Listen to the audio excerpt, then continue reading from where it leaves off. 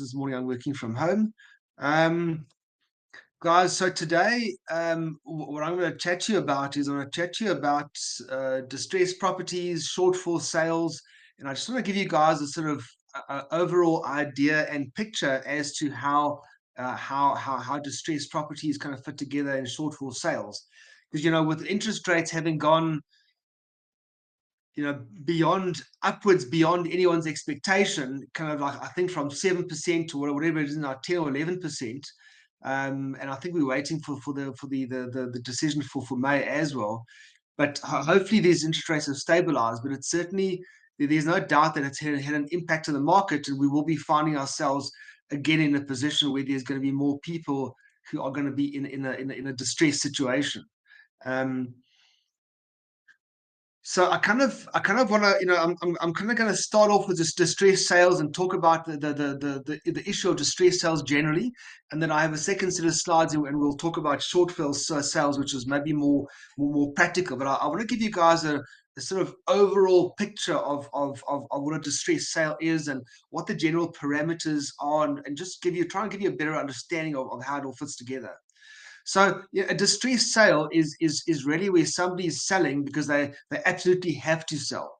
So it could be that they're getting divorced, they're relocating, there's financial distress because they've been retrenched or because the interest rates have gone too high, they can't afford their bond.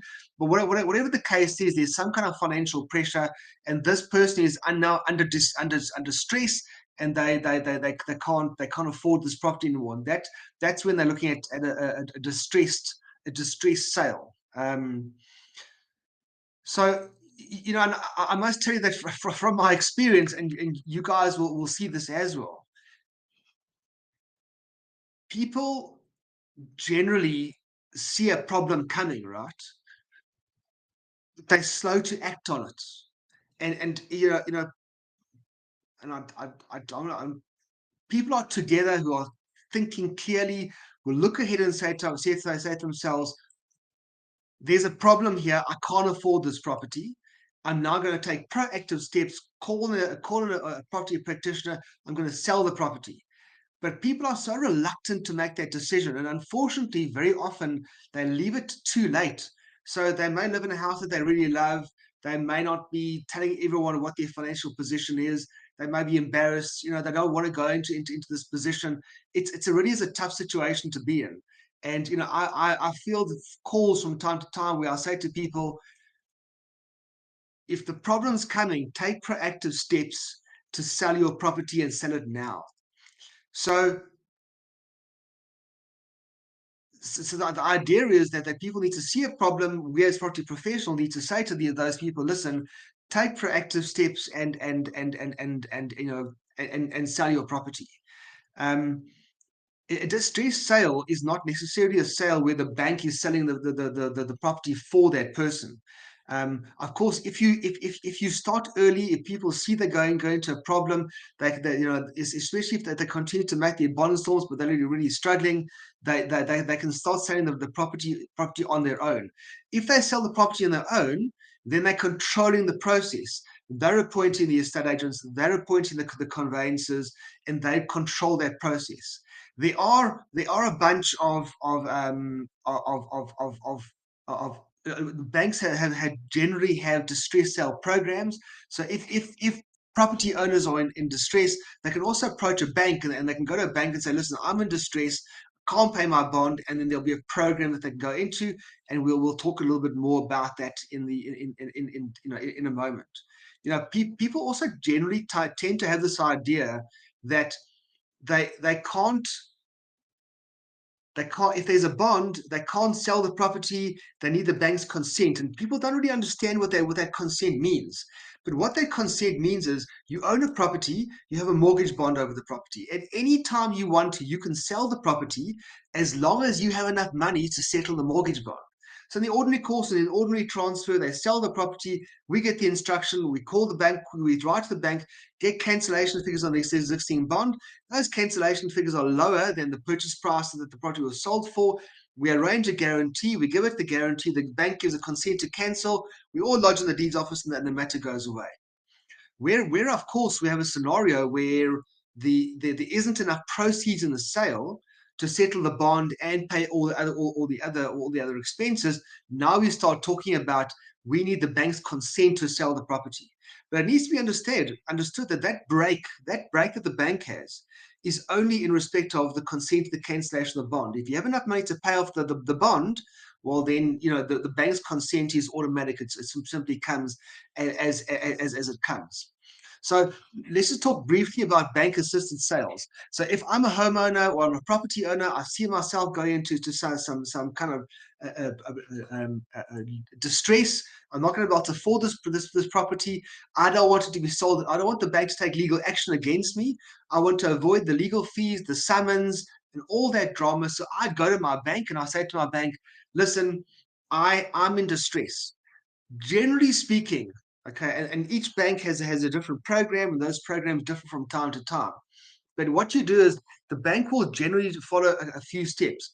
One is the bank will objectively value the property.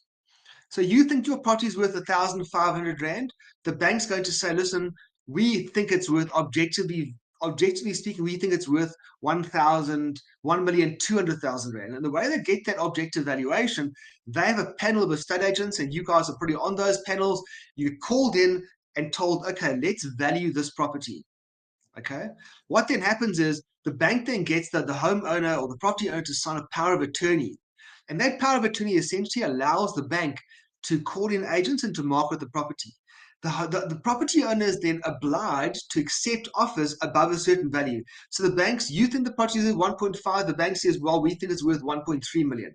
When there's offers at 1.3 million rand, you are, as an owner, obliged to accept that offer to purchase. Okay. And if you don't accept the offer to purchase, the bank's going to use their power of attorney to accept the offer to purchase for you. Then, of course, the banks are going to use their designated estate agents. Once the property is sold, the bank's going to appoint the conveyancer, and the conveyancer is then going to transfer the property. The property conveyancing paperwork is still signed by the owner unless there's a refusal. It's still signed. So the owners, this is in cooperation with the owner. The owner's agreeing to this. The owner knows what's going on, but the bank is just assisting in the sale. And of course, the benefit of going into these bank assisted programs is that the bank has various concessions. So, for example, when you're really in trouble, you go into a distress sale program, the bank will stop all legal action. And that's a big deal. The bank stops all legal action. They stop taking a judgment against you. Then once you sell the property, they may cover your rates and taxes for you. They'll allow you to pay off any shortfall on an acknowledged debt basis over 5 years. And sometimes it depends on the bank structure. What they sometimes do is they write off some of the interest. Some of them even write off a portion of the capital. So there's lots of advantages in having this in if you are in distress, in going into a distress sale program and approaching your bank. And I always encourage homeowners who call me, I say, go and talk to your bank. Go and talk to your bank and try and make a proper arrangement before you really get into trouble. You can avoid a judgment. You can avoid all kinds of unpleasantries. The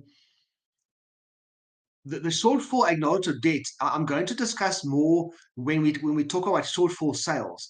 But where it's going to be very clearly understood, guys, that when you sell your property and you don't have enough money in the proceeds of sale, so you sold your project for 1 million rand. If I take the bond cancellation, the rates and taxes, the levies, it all amounts to 1.2 million rand. You don't have enough money to transfer the property. There's not enough money. There's a shortfall. Now, the bank, if they allow you to sign an acknowledged debt, they're making a concession. They don't have to sign that acknowledged debt. But of course, the bank needs to take a practical view as well. You owe 1.2 million rand in total. You can only sell your property for 1 million. You can't pay the bond. You can't pay the rates and taxes. You can't pay your levies.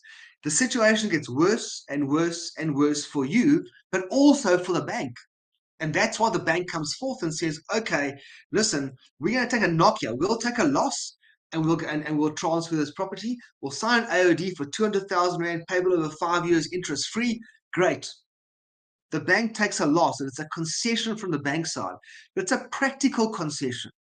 If the bank doesn't give you the concession, their position becomes worse and worse and worse. The property falls into a state of disrepair, the levies go up, the rates and taxes go up, and it all becomes the bank's problem at the end of the day. But let's talk more about that in a second. The other thing that I want to touch on with you guys is I also get calls, right? I get calls from agents, homeowners, and what they do is they tell me that they want to sell their property, but there's negative equity. So in other words, again, it's a scenario, they're going to sell it for R1 million, but they owe 1.2 million rand. But the difference here is they're not in arrears with their bond. They've been paying their bond. So I find sometimes homeowners have an expectation of the banks that, you know what, I own this property, I'm going to sell it for R1 million, I owe 1.2. Of course, the bank will allow me to sign an AOD. Of course, the bank will just will consent to cancel the bond. Let me sign AOD for the shortfall and we'll all carry on. Why? Because they're big banks and that's what they do. The reality is that's not what they do. The bank is a business. And what I found is this expectation of banks that they're automatically going to give you an AOD where there's a shortfall is not always true. And it's not true where you are not in arrears with your bonds. So in other words, you're struggling. Every month you're struggling, you're paying your bond. Maybe you're not paying your levies, maybe you're not paying your rates and taxes, maybe you're not paying your other expenses, but you're paying your bond every single month, right? You're paying your bond, it's all kind of happening. Then you sell the property, then there's a shortfall. You go to the bank and you say, please can I have an AOD for the shortfall? And the bank says, why? Why? Why should we give you a shortfall? You're on arrears with your bond. And sometimes we have to say to owners, if you want the bank to help you, stop paying your bond. And I know that's the most terrible, terrible legal advice in the world. But the banks, just understand this. When you go to a homeowner and the homeowner says, listen, I'm going to sell you can sell my property, but understand that there's going to be a shortfall. The first question you have to ask is, are you in arrears? Because if you're not in arrears, the bank's not necessarily going to grant you the shortfall. In fact, they're probably not going to allow you to sign a shortfall AOD for the difference. And guys, as realtors, especially in this kind of market, you have to be a little bit selfish. And I'll say this with respect. If you guys are going to earn commission once the property is sold, suspensive conditions fulfilled, and it's registered. If this matter is never going to reach registration because your seller can't see reality, then potentially what you have to do is walk away. Potentially you have to say to yourself, okay, let me go and sell a property that I can actually make commission on. So let's just talk about the sale and execution process. So let's assume for a moment that the property owner owns the property. They retrench, the interest rates go up, whatever happens, they can't afford to pay their bond. The situation gets worse and worse and worse. They ignore the situation. They don't take action, right? What's the bank going to do? Well, this is the negative of it, and this is why you want to enter into a distress sale program, or take proactive steps and sell the property yourself when you can, assuming there's enough equity. So first of all, what's going to happen is the bank, if you don't pay your bond, the bank is going to institute legal action. They're going to start by issuing with a letter of demand, and that's per the National Credit Act and the loan agreements, and that's I think normally 20 or 30 days notice to you. If you don't, and that breach letter is going to say you took out a bond, you haven't paid your bond, therefore you're in breach. You asked X amount of money on the arrears. If you don't pay, we're going to cancel your loan agreement. If of course they now you don't comply with the loan agreement, you don't bring the bond up to date, or don't go and see the bank and enter into your distressed property program, what they're going to do is they're going to issue summons. And if the summons is not defended, they'll take a default judgment. Guys, sometimes people have this idea that they're going to defend the summons. You can't, there are no real defenses for not paying your bond. Those loan documents and the bonds are very, very comprehensive. There's no real defense to your bond. So don't think that you'll defend and you'll drag the banks out. You won't. The banks will either take summary judgment or they take a default judgment against you. Once a bank has a judgment, they're going to send the sheriff around to your house. First, they're going to try and attach movable assets. If those are insufficient, then what they're going to do is they're going to go to the court again, and they're going to get permission from the court. So they need another court order to sell your property. And of course, nowadays it's a two-phase process. Take judgment, insufficient movables, go back to court for permission to sell your property. And this prevents banks or institutions from selling R1 million property based on a 1,000 Rand debt. Okay. the courts will step in and defend certain of the debtors' rights there. But guys, understand this. Banks don't want your property. Banks don't want to sell your property. Banks sell your property only as an absolute last resort. Okay, it costs money. Banks, believe me, banks don't want to take the legal action. They'd rather people come to them and say, "We have a problem. Let's try and sell this property." So understand this, guys, and that this is a position that you guys must find yourselves in, where you approach a seller. The bank has taken a judgment already. And now what they're doing is we are now waiting for the bank to go towards the execution process. So from the date that the bank takes the judgment against you until the date when they actually sell the property in execution by a sheriff on auction, that could be in a couple of months, 2 months, 3 months, maybe 4 months, maybe 5 months, depending on what the discussion between yourself and the bank. In that period, you can still A, approach the bank to sell your property, or B, you can still sell your property yourself. So if you're the homeowner, it's your property. And there's this idea that once the bank's taken judgment, you can't sell the property. You can sell the property. You can sell the property and right up until the day of the auction. But the question is, will the bank stop the auction? Now, the bank will generally only stop the auction if you sold the property and all suspensive conditions have been fulfilled. If it's a cash deal, if the cash is 100% secured. If you have an auction, which is going to go ahead next week, and you sell your property today with a bond which is due in 30 days, the bank is not going to stop the auction. They're going to sell the property on auction to somebody else, or they buy it back themselves on auction. So the principle to understand is, and when I have these calls from these homeowners or from agents, I say to them, okay, where in the process are we? Has the bank issued a demand? Have the bank issued summons? Has the bank taken a judgment? Do we know when the execution date is? Because if the execution, i.e. when I say execution date, it's the date of the auction. The auction date is Monday. We got no time. We got no time. Then the homeowner was going beg and plead to the bank, please don't sell my property, give me another chance. And then the bank may or may not give them another chance. But to stop the auction, you must have a bona fide agreement with a deposit, bond granted, or cash sale and funds secured. Okay, but you can halt that legal process by talking to the bank. And also remember, guys, the banks are pretty jaded on this issue. They have people coming with all kinds of BS and giving them nonsense and telling them this and telling them that. Banks, you need to take the proper documentation to the bank. And again, if you want to help somebody, that's great. But remember, guys, you need to make a living at the end of the day as well, and sell properties where you'll get paid a commission at the end of the day. So let's just talk about bank repossession. So what happens is, once the bank's been through this legal process, they've issued a demand, they've issued summons, you haven't defended, they've gone to court, they've taken a default judgment, they've now taken the property to the sheriff has auctioned the property, now it's gone on auction. So either somebody buys it at auction, and the banks will always have a price at which they're going to break even. And if you can believe it, when many years ago, when I was a candidate attorney myself, and the firm I worked for did this kind of work for the banks, I was the person who was sent down to the auctions by the banks, and I was given a number. So for every property, I was given a number. So for argument's sake, the bank's cutoff number was 800,000 rand. So I would let everybody else around me bid for the property until they were above 800,000 rand. With above 800,000 rand, I let somebody else buy the property, because that's the bank's break-even point. That's when the bank is going to now get its money back. Anything below 800,000 rand, I was authorized by the bank to buy that property back. Now, when the bank buys the property back, it becomes a bank repossession. Okay, so the bank takes the property. Now, again, the bank doesn't want to buy the property, but the bank is going to buy the property to protect its interests. So if the bank's reserve price is not met, the bank buys the property back and they become the registered owner of that property.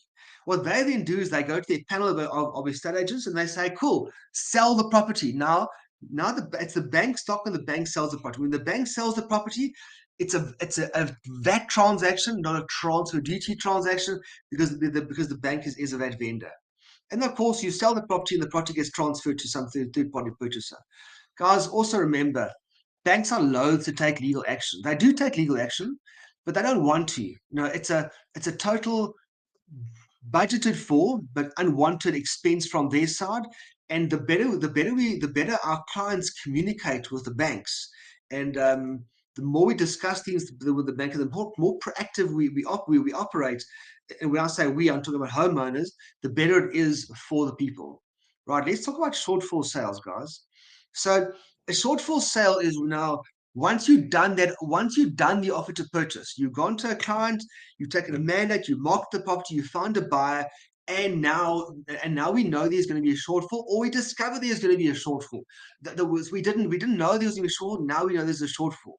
So essentially, a shortfall sale is where the expenses related to the sale of property exceed the proceeds of sale. In other words, the amount due to the seller is insufficient to cover the expenses of transfer. Let me just show you a little diagram I got here.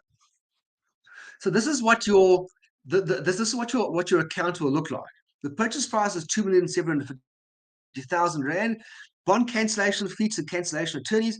Estimated amount to settle a bond is 2,685,000.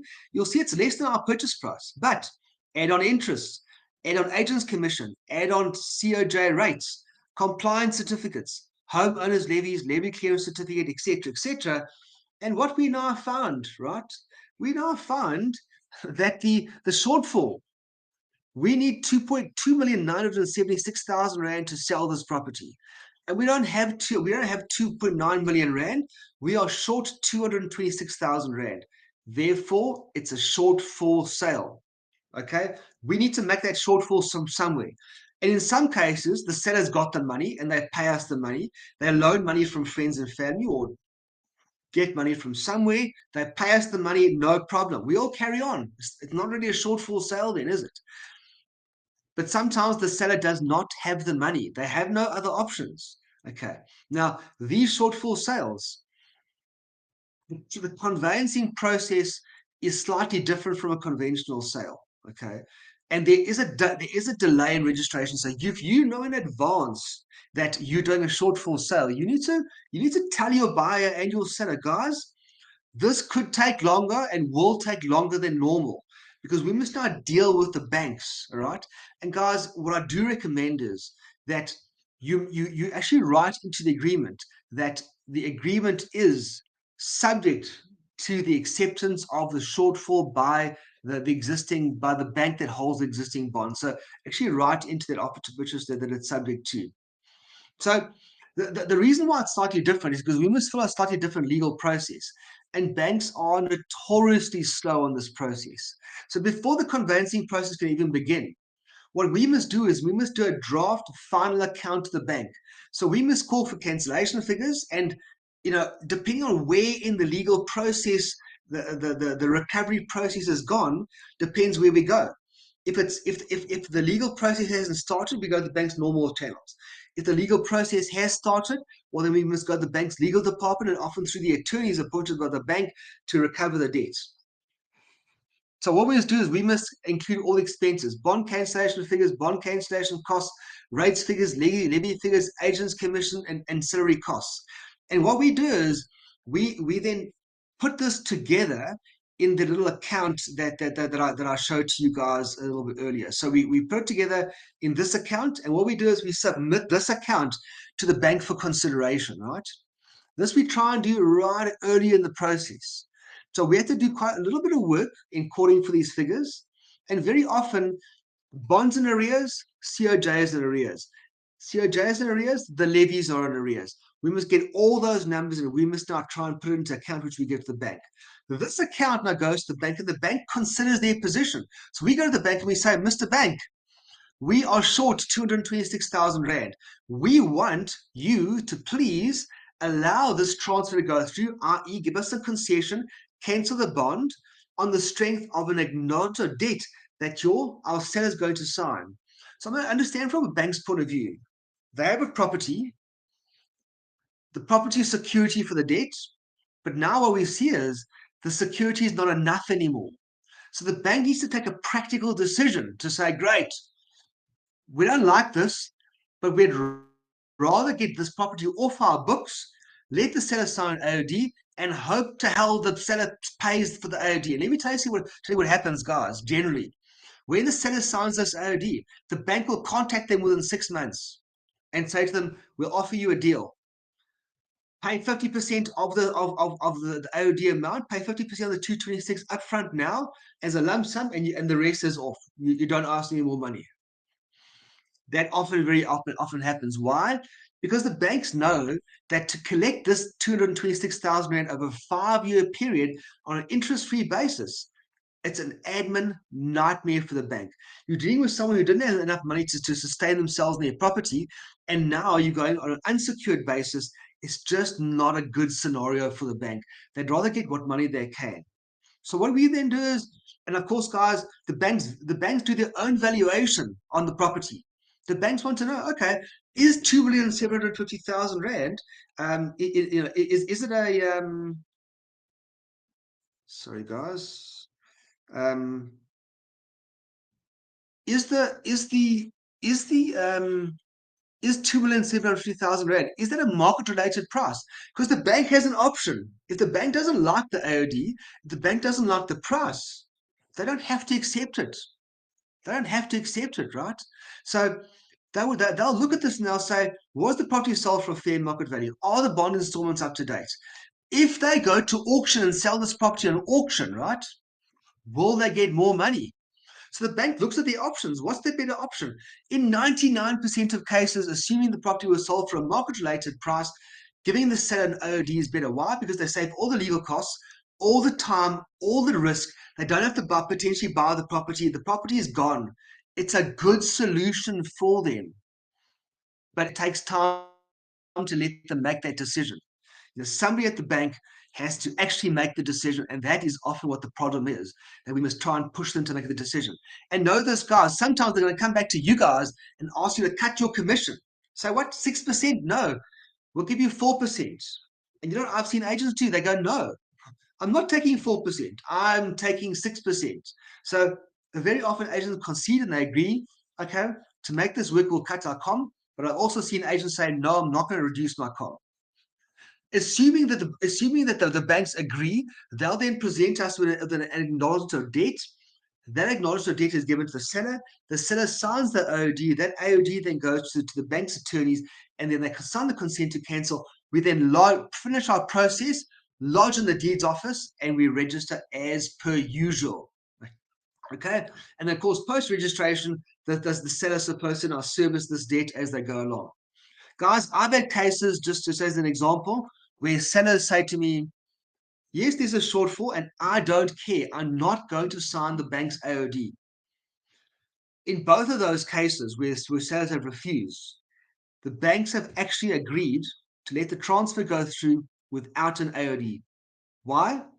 Because it's a good deal for the bank. It doesn't matter if the shortfall is R1 million or 50,000 Rand. If the property's been sold by you guys for a market-related price, it is what it is. Property price is not going to go up. The debt's not going to go away. The situation of our debtor, our seller, is not going to necessarily improve. So the bank's in a lose-lose situation. They rather take the deal, sell the property. And of course, this is why, guys, the sellers must always consider the bank's quick sell type programs, because they have a lot of benefits to those quick sell programs. As I said before, like stopping the legal action, the bank controls the process, but at least the bank, you're working with the bank, not against the bank, to sell the property. All right, guys, that's it. I hope that I've covered that for you guys, and I hope that I've given you a better understanding. Marius, there's just a question from Stanley that says, what if the seller cannot pay the AOD as he has not enough income? The banks don't really inquire from the seller what their income is. The banks get the seller to sign on the AOD, and the banks are living in a hope and a prayer. That's what the banks are doing. So if the seller can't pay the AOD, the seller can't pay the AOD. Remember that the bank, very often in these cases, the bank already has a judgment against you. So the AOD is a hope that the bank will get paid. It's a disastrous situation for a seller. We have come across scenarios where, in fact, it was one of the leapfrog deals where the bank didn't believe that the reason why the seller couldn't pay was because he was in a motor, I think it was a motor vehicle accident, but he kind of had some kind of trauma to the head. But the bank wanted to know, was there an insurance policy? Will the insurance policy paid out? And we had to jump through a whole bunch of hoops to give the bank details of this insurance policy to show to the bank that, look, so this guy's not about to come into a whole bunch of money. Because from the bank's point of view, if this guy was hit on the head and there's an insurance policy, he's about to come into a whole bunch of money. Well, the bank wants that money because the bank wants to now pay off the bond. So they don't want to do these things, but they recognize it as a worst case scenario that they sometimes absolutely have to. All right, guys, I hope that gives you guys a broader perspective. Thanks so much for listening. And as always, guys, I can't tell you how much I appreciate the instructions that we get. I know it's a tough market. We look after them, all of them like gold. Please engage with us. If you need our help, give us a shot. We're happy to jump in and do whatever we need to do to help you guys. Thanks cool, always, guys. Have a Marius. great day. And Michelle, have a great Wednesday further. And I'll say goodbye. Cheers. Cheers. Thanks, Marius. Much appreciated.